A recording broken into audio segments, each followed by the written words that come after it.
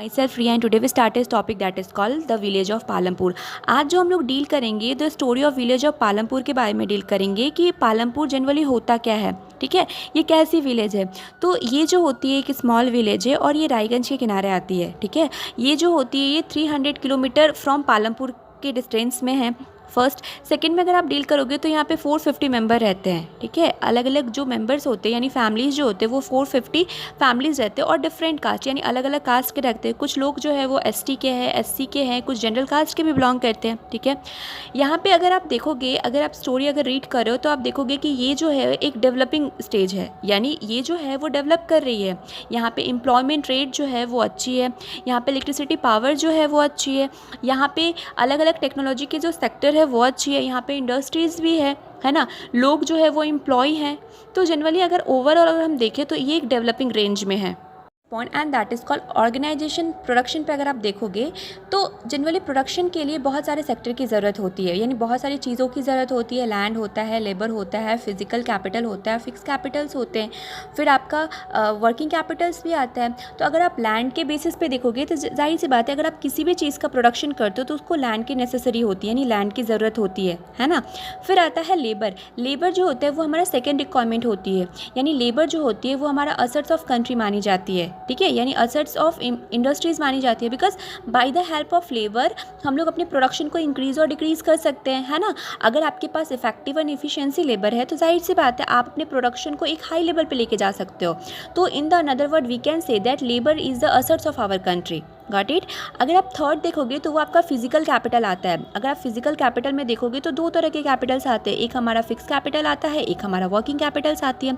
Fix capital में आपका जैसे टूल हुआ, मशीन हुआ, बिल्डिंग जो होती है ये आपकी फिक्स कैपिटल्स होती है, क्योंकि ये आपको लॉन्ग टर्म बेनिफिट देती है। ठीक है, वही अगर आप वर्किंग कैपिटल अगर देखोगे तो जितने भी रॉ मटेरियल्स होते हैं, ठीक है, वो सारे के सारे आपके वर्किंग कैपिटल्स में आ जाती है। कभी कभी एग्जामिनर आपको क्लासीफाई करने दे सकते हैं कि आपका फिक्स कैपिटल क्या होता है, वर्किंग कैपिटल्स क्या होती है।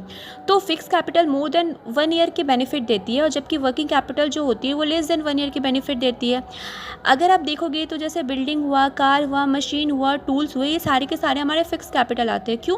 क्योंकि ये मोर देन 1 ईयर बेनिफिट देते हैं, जबकि वर्किंग कैपिटल क्या होती है वो मोर देन 1 ईयर बेनिफिट नहीं देती है। ठीक है, now come to the fourth point and that is called human capitals. Human capitals में क्या होता है ना कि आप ह्यूमन को कितना अप्लाई कर रहे हो। लास्ट वीडियो में मैंने आपको बताया था कि अगर आपको प्रोडक्शन करना है तो आप दो चीज़ों पर डिपेंड करोगे, या तो आप कैपिटल इंटेंसिव या तो आप लेबर इंटेंसिव, है ना। अगर आप कैपिटल इंटेंसिव रखते हो तो हमारी एम्प्लॉयमेंट जो होगी वो इंक्रीज, यानी हमारी प्रोडक्शन जो होगी वो इंक्रीज़ होगी, क्योंकि हम लोग काम जो है वो मशीन से करवा रहे हैं, है ना। तो प्रोडक्शन जो वो इंक्रीज़ होगी, लेकिन हमारी अनएम्प्लॉयमेंट रेट भी इंक्रीज़ होगी। क्यों? क्योंकि हम लोग जो इंसान का काम था वो हम लोगों ने मशीन को दे रखा है ना।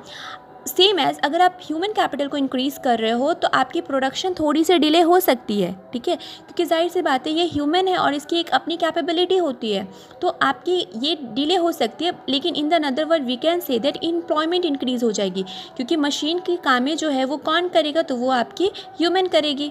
कल करे सो आज करे सो अब, पल में परलय होएगी, वीडियो लाइक करेगा।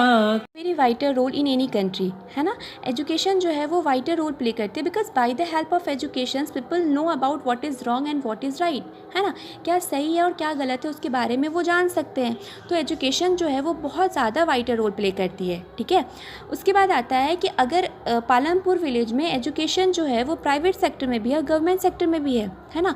जो पर्सन जो है वो and that is called farming in Palampur. तो पालमपुर में जो होती है वो फार्मिंग कैसी होती है, तो लैंड जो होता है वो फिक्स होता है। वो जाहिर सी बात है कि लैंड जो होती है वो फिक्स होती है, क्योंकि लैंड जो होते हैं वो हमारा फिक्स कैपिटल के रूप में माना जाता है।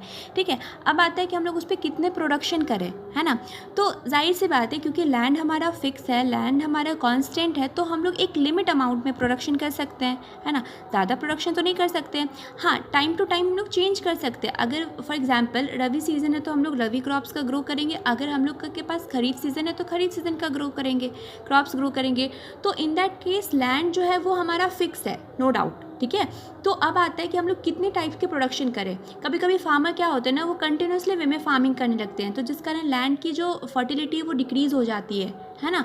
तो उसमें क्या करना पड़ता है ना कि आपको फर्टिलाइज़र डालना पड़ता है, तो इन दैट केस में क्या होता है, जो प्रोडक्शन जो होती है वो उतनी बेनिफिशियल नहीं होती। तो जो हमारा पालमपुर में जो आता है वो खरीफ सीज़न और रबी सीज़न को ध्यान में रखा जाता है, यानी जब खरीफ का सीज़न आता है तो वो खरीफ क्रॉप्स का ग्रोन करते हैं, और जब रबी सीज़न आता है तो वो रबी क्रॉप्स का ग्रोन करते हैं।